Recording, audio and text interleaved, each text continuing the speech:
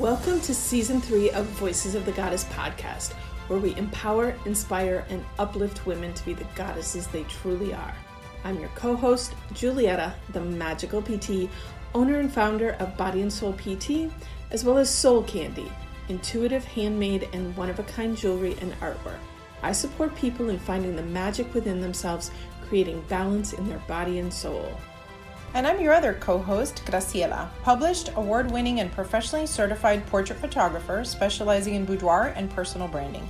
I create portraits of who you are and not just what you look like so that you can become who you've always been.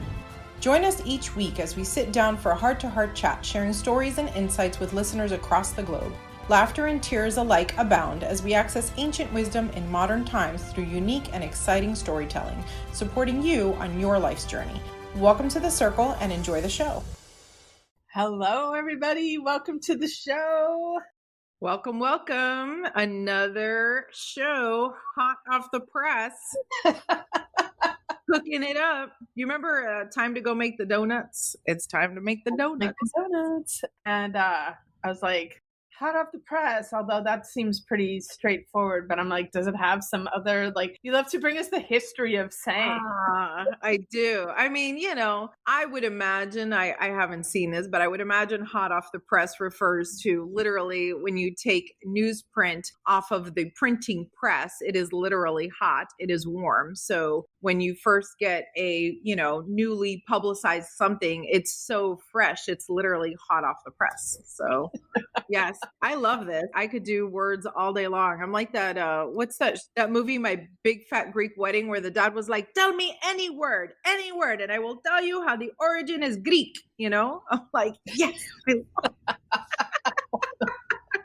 I love that because I always feel like remembering stuff from movies is a male trait, but You've got that down. Yeah. I always my ex-business partner would always, like, a song would come on and he'd be like, what movie is that from? What movie is that from?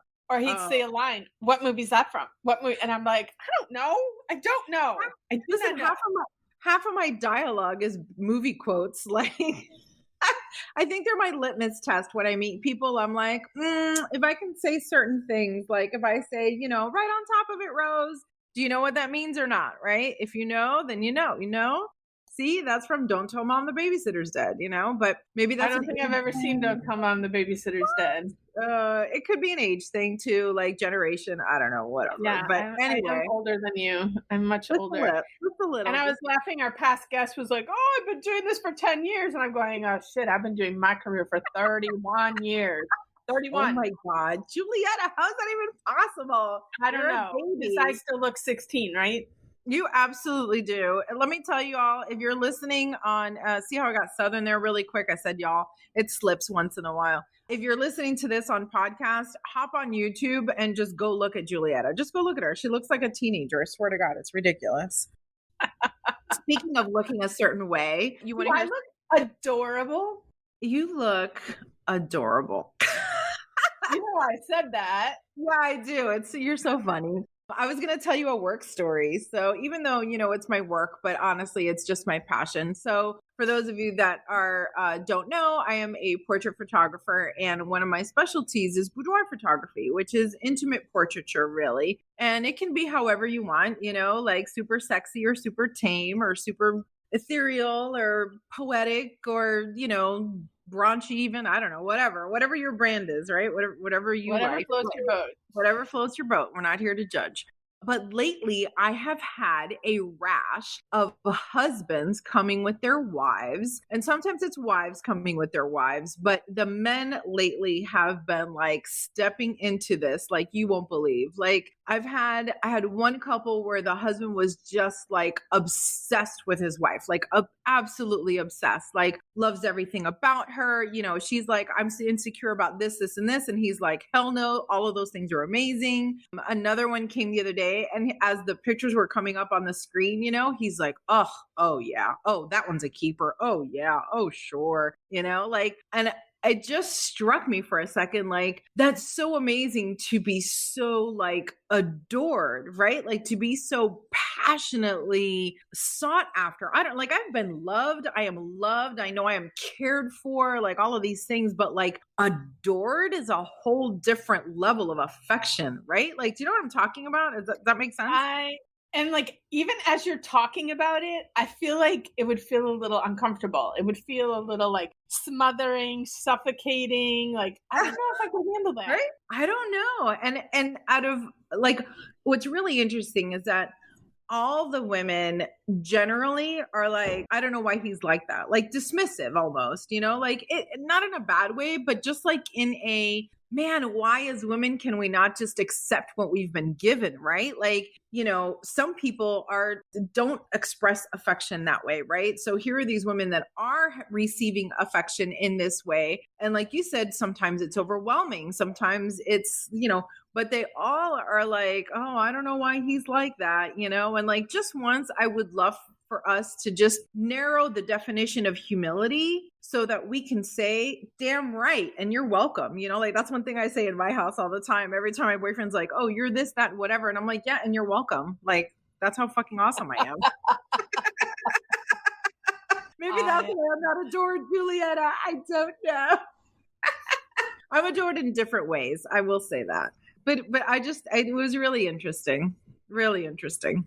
And I don't know if that's the goal, right? Is that Notebook, you know, that you remember the movie The Notebook? I'm going to go back to movies. I do. Right? So like, is that real? Is that not? Is it desirable? Is it not? Is it just everybody coming with their own stuff? Well, and I will say there's probably more people out there that adore their partners, but then also being, I don't know what it takes within you to be able to express that. Because it's, you know, it's possible a lot of people feel it and only certain people are able to express it as well. So, right? And you know, we talk about like love languages, right? So everybody expresses it differently, right? Like, you know, for me, if you go fill up my car with a tank of gas, I would rather take that than a poem any day of the week.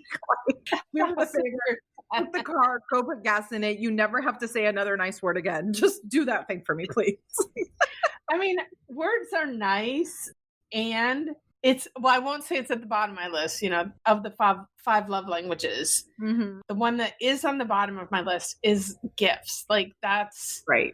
The last thing, because I'm just like, I don't want to contribute anymore to junk on this planet, and just like things, like we don't need more things. And then words of affirmation, it's like anybody can say words, and yes, there's a difference between, like, you can tell when someone really means them or not, but I'm much more, a hug means way more to me than you telling me that you love and care about me, and spending time with me, and doing, you know, I went away to the wedding and I came home, and because I just had my house painted. So like the things that hold the hoses, I like had them taken off so that everything could be painted. And I came back from Wisconsin and the hose holders were installed on my home and the hoses were there. Acts of service, man. I love acts of service. Like, that is my jam. I'm telling you, if I never put gas in my car again, like I could, you know, I could do anything. I could conquer the world. Exactly. I love that. All right. Are we ready to bring our guest on? Let's do it. Let's bring on Maleah. Welcome to the show. Hello. Hi. Thank you. So good to be here, ladies.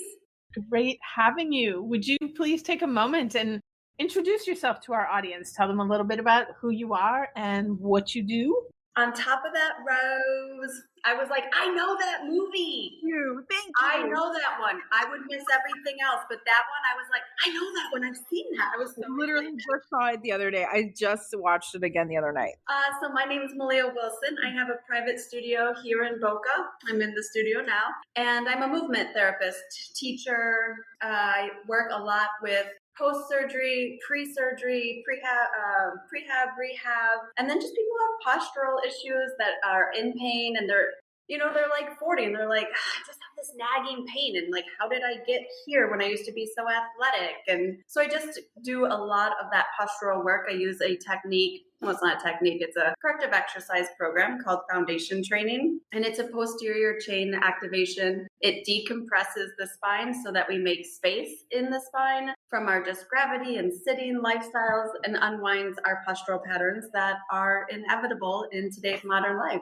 That's amazing. Every time we have a new guest, I'm like, oh, this is going to be something I've heard before. And it never is. Like every time I hear something, I'm like, oh my God, I need that. You said prehab. So before surgery, a lot of people don't think about getting strong before their surgery. That's all about what am I going to do afterwards? But getting the body ready for surgery, because there's going to be compensation patterns if you're in a cast or a brace. So strengthening all aspects of the body so that during the rehab period, you're ready for that and you're strong. I work with a lot of nursing, pregnant women on shoulders and stuff for pregnancy. Yeah, there's a lot of pelvic floor stuff and, like the normal stuff we think of, but we don't think about all this rounding and hunching of breastfeeding and carrying the baby and trying to do everything with one hand. So it's a lot of prehab, getting everyone ready for whatever's coming. Yeah, there's definitely, as a physical therapist here, over just talking about 31 years in the profession, we didn't do a lot of prehab when I was starting out as a PT. It's something that has developed, but research shows like if you prepare and do the prehab, you will have a much greater successful outcomes after surgery. So it's just easier. It's a real thing, Graciela. I really wish I had known that, honest to God. Like, the moment you said nursing moms and I was nursing twins, like, girl, my shoulders have not been the same since. Like, I hear that. I had no idea. The only thing they told me was put your feet up, because I was put your feet up. So for 30 days, the last 30 days, I would come home from work and put my feet up every day. I'm listening to you. I'm like, yeah, I wish I could have done that a little different. Yes. You must have a lot of success stories. Give us one of your really awesome success stories that keeps you passionate in your business. I have a client. I've been working with her probably since March. When she came to me, she had just had twins in August. So they just turned 1. And when she was pregnant, she had broken her back. Oh, wow. And they found out she had breast cancer. Oh my goodness. And so they did back surgery. She was laid out for almost her entire pregnancy with twins. And then they had found that she had a tumor in her pelvis on her hip. So it was like this huge thing. One of her doctors was like, no movement. You can walk. That's it. And she was pretty athletic prior to, loved to work out. She was a singer. It wasn't like her career, but she was like to be healthy. And she was like, I'm sorry, no move. Like that doesn't even make sense to me. So then she went to another doctor and they were like, yeah, you can do everything but like HIIT exercises, like no pounding because of the surgery. So she was referred to me and we have been able to get her to stand up straighter, to be able to carry her twins at the same time. And one of the big things was she could not step her leg forward and she didn't have the mobility that she used to have. So now she can step her leg forward in a lunge position. She can rotate from the pelvis and make space in her spine. Her head's not here anymore. It's drawn back and up. And that's one of my biggest ones. It's really beautiful to watch a woman be able to carry both of her children and take care of her home and do things. She's strong. She can do, we're not jumping up and down, no HIIT stuff, but she can walk actively on the treadmill now and be healthy for her children and show up for them because they're twin boys, man. I mean, I couldn't imagine. So I only have one and done. And so that's really my favorite, heartwarming. It's just incredible to watch someone who had the worst year of their life go, wow, look at me now. That's amazing. And, that movement theme has definitely come up on this show before about keeping your body moving, right, Julietta? If you're not moving, you're dying. Yep. I mean, it's so true. And I think that's one of my biggest things is really redefining what health is, because we have grown up thinking that health was going to the doctor and, but that's our sick care. And so really having these conversations about changing what healthcare really could be, and movement is part of that. Being able to move and breathe. I'm a breathwork coach as well, and being able to breathe well and how that just changes the whole physiology is crazy town. Breath is movement and breath is life. Yes. And I'm don't even get me started about our disease management system. I know. They call it healthcare and it's anything but healthcare. So, Yep. But I won't go there because I know. Because it's only a 40-minute show.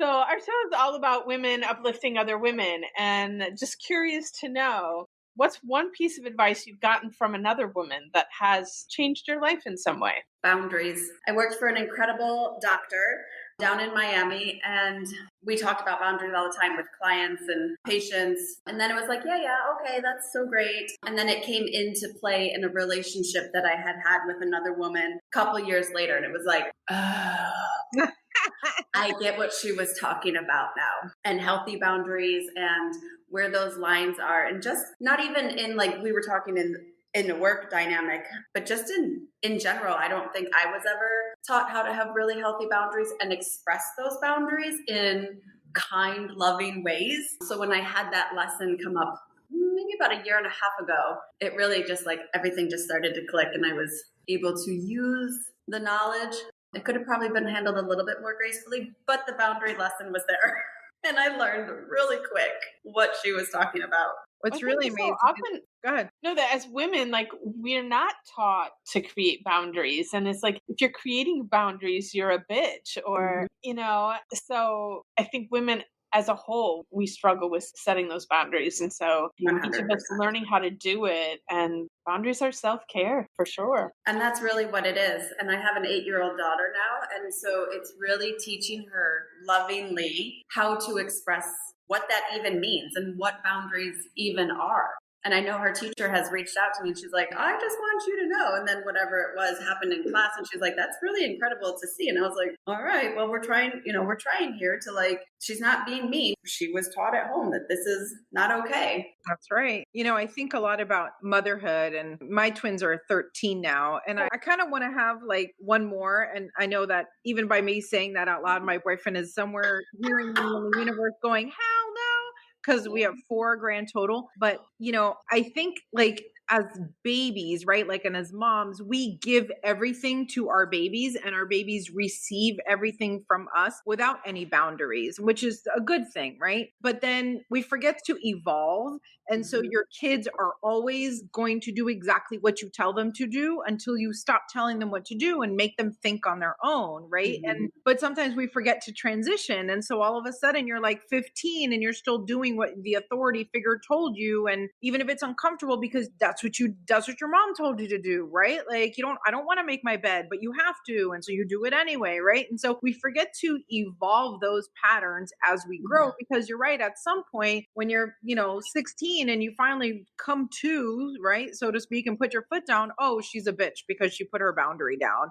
We should have been putting our boundaries down when we were 2 years old and 3 years old, right? Like, when we say we're not hungry anymore, mom, or no, I don't like broccoli, right? Like, being forced to eat broccoli is a boundary violation, like, and I'm not saying to kowtow to everything that little kids say, right? I'm just saying, like, these, whether we realize it or not, they are little lessons along the way. They are things that will shape how you show up in the world later on, like, oh my gosh. Right? Oh my gosh. And I watch myself want to be like, you can't leave the table till you eat. And I'm like, I gave her a plate full of food. Like, who knows what she had for lunch? She's fine. Like, I have to really, it's so much about us once they get just a smidge older, and watching our stories and our patterns and our habits. Absolutely right. So in all of your, oh my gosh, experiences, do you have, like, one, and everybody gets freaked out about the one. So that's what I'm going to do, Juliet. I'm going to say A instead of one. Do you have a book that you would like to recommend to our audience? Okay. I have A and B. Oh, ooh. I couldn't pick just one. And it took me the longest time to figure them out. But my number one book that came up was Breathe by James Nestor. And I know everyone's not going to be into the breath, but understanding how our breath relates to our anxiety and our panic attacks and our overall health. I mean, I did it on Audible, and he reads the book, and he's brilliant and funny, and it's almost like you're having a conversation with him. It doesn't sound like he's reading a book and you're like, oh my gosh, shoot myself. And it was incredible. He was the reason I did the Breathwork course. I was like, oh my God, we just don't know. So that's a really incredible book. And How to Do the Work by Nicole LaPera. She is a clinical psychologist, and her book is incredible because she breaks down the patterns that we're taught as children from our parents. And she talks a lot about boundaries. And if, she puts it in, if you were raised like this is how you show up in the world, right? So it's super relatable because you're like, oh, that was totally my household. I totally do those things. And then she gives you tools and ways to come back from that. Breathwork is one of them. And, she has a whole book. She has a whole new book coming up, maybe December 8th. And it's like a workbook on how to do the work. Wow. I can't remember the name of it, but it's like it's almost goes with this one, but more workbook style, so you can do the actual lessons and stuff. So I really think just, we all have trauma. No one skates away from any trauma because we just don't know how to perceive things as children. It's a really great way to kind of go at your own pace. I would imagine it's called How to Do the Work book. Sorry. No, it has a different name. I can't remember off the top of my head now. So that would be my C. You're muted. You're on mute. Julieta's muted. I haven't said that since the beginning of COVID. Uh-oh, she's trapped. Oh, there she is. No, what I was going to say is that, there's so many books out there that have great information, but you don't always necessarily apply it. So I love that people are making these workbooks to get you to go through the actual process and utilize that. It's like, oh, that book was awesome, da-da-da-da. But then if you don't actually go through and apply what you've learned, then what was the point? So absolutely. And God knows I'm a sucker for an online course. So I love following the bouncing ball. Once I love you, I'm like, ooh, what else are you offering? Right. So I'll read the book and then I'll do the workbook. Then I'm like, do you have a course? Oh, do the course. Oh, there's a master class. I'm in. I agree with that. No, she's great. It's a great book because it's so applicable. You can do it. And you can do it in bite-sized pieces. It's not she talks about getting in the loop of healing, and then you just never get off the hamster wheel of healing. And then what are you doing? Right? Can you apply these things to your life? So I love that she has that, do a little bit, implement it into your life, then do a little bit more. Yeah. It's approachable. Perfect. So, we all take risks. We need to take risks to grow and get somewhere. But they're scary. They're really scary. And sometimes they turn out and sometimes they don't turn out. But we want to know about one risk that you've taken that that you will never regret having taken that risk. So having a child. I never wanted to have a child. I was like, hell no to kids. I couldn't. And when I was younger, people were like, oh, you'll change your mind. People were like, yeah, it makes sense. You seem like you're going to go out and do something in the world. And I was like, yes, I'm never having children. And then I met this guy, and this guy was like, okay, so if you don't want kids, what are we doing? And I was like, having fun? What do you mean? What are we doing? We're living our lives. And he was like, yeah, that just doesn't work for me. And I was like, okay, that's cool. And so he's like, listen, I really like you. And I was like, I know, I'm awesome, right? And so he was like, but I really want a family. And I was like, ooh. So he's like, take the time that you need. And I was like, okay, I'll take 3 to 6 months and let me figure out if just kind of sit on it and figure it out, because that's a huge commitment that I just never gave it any thought. I was a solid fuck kids, I don't like them. Oh, sorry, I don't know if I'm allowed to curse. I was like, oh, I don't like them. I still don't really like them. But I did. I have a child. And it was the greatest gift because it brought me to my healing.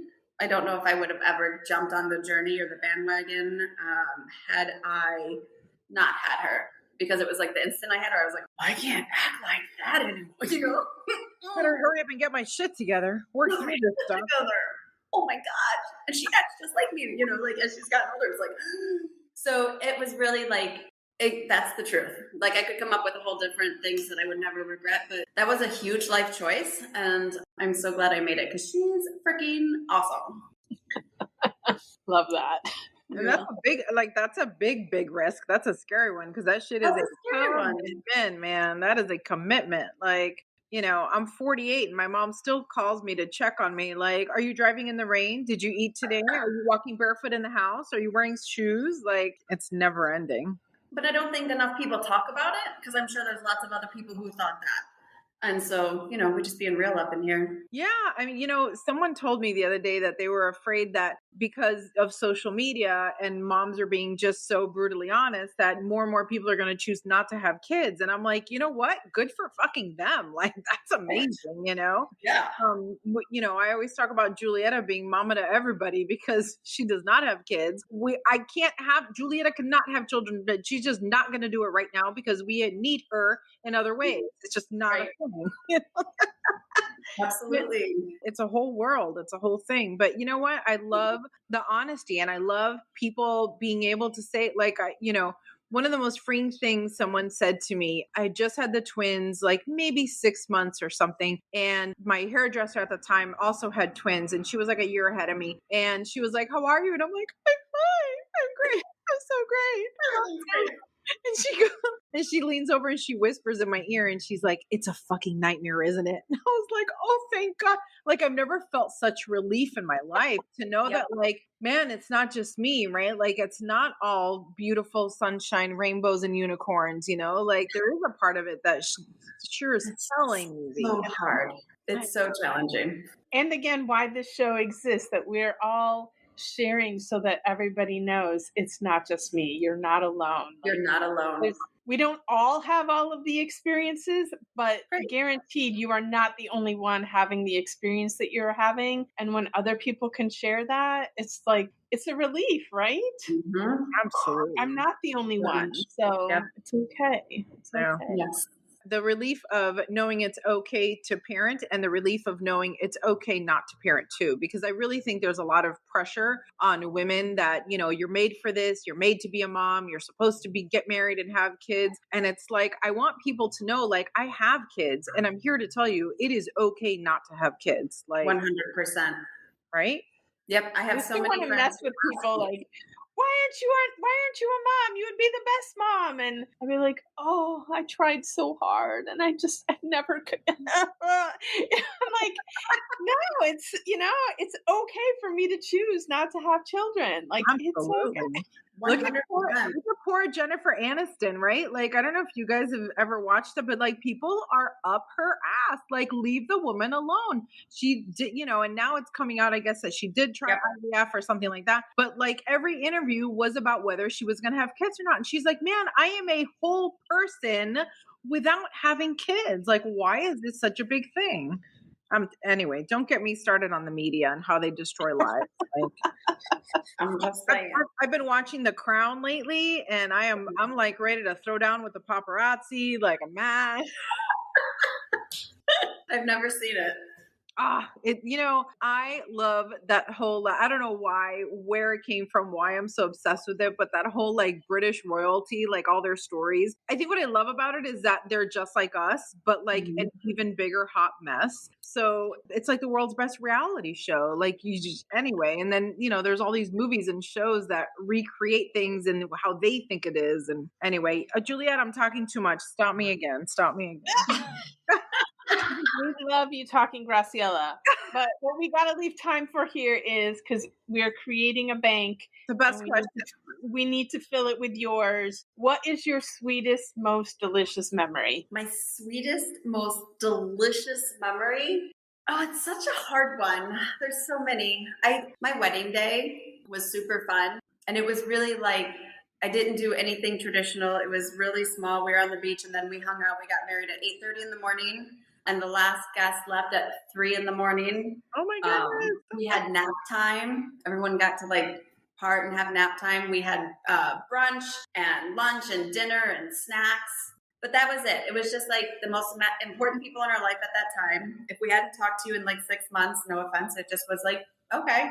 Super cool that everyone had met everyone at one point, except for one person had not met anyone. And it was just like a big old all day friendship, love, laughter day. It was just, we had a secret water balloon fight that no one knew about. And we came out of nowhere with these like really big, those like Super Soaker Nerf water guns. And then they played Mission Impossible. And all our guests thought they were taking like one last picture on the pool deck. And we came out of nowhere and like water blasted them. And then we had blown up all these water balloons. So then they were given those. It was like this all out water balloon fight at like 9, 10 at night. This is the most creative wedding I have ever heard of. You had me at nap time. Yes. Yeah, about 1 o'clock when everyone was tapping out from the morning, like mimosas and stuff. We're like, okay, bye-bye now. Be back at 5. That's beautiful. And like, I look at so many weddings are just, it's just this show of false perfection. Yeah. And I didn't want to spend time talking to people that I was like, oh yeah, who are you again? Or how long has it been since we've talked? No. No. I had my bathing suit on by 9:30 in the morning. That's amazing. Yeah. My husband's mom and I jumped in the pool before like Blair and I jumped in the pool as like the wedding, bride and groom. We were like, God, this is over.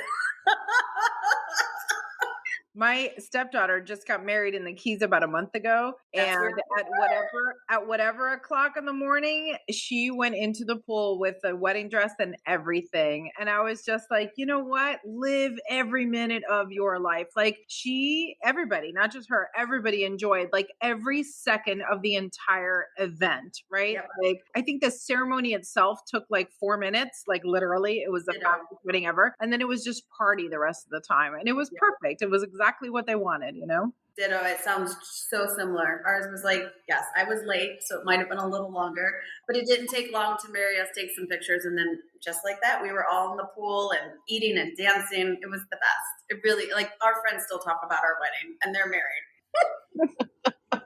That's awesome. That one's definitely going in the bank for sure. It was super fun. Awesome. Anybody got anything else they are having to share urgently? No, otherwise, it's a wrap. Thank you, Maleah, for joining us and sharing your fun stories with us. Thank you so much, ladies. I appreciate it.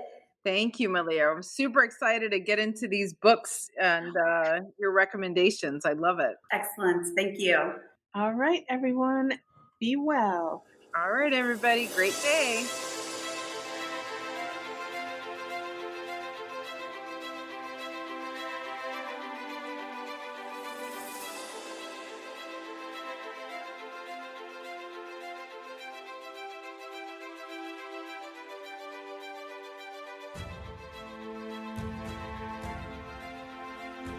Thank you, dear ones, for joining us today. Make sure you check out the show notes for details on how to get in touch with either Julieta, Graciela, or today's special guest. Don't forget to subscribe, review, like, and share. Big love and gratitude for all of you. May the path before you be ever illuminated by your fellow goddesses. Shine bright and have a magical day.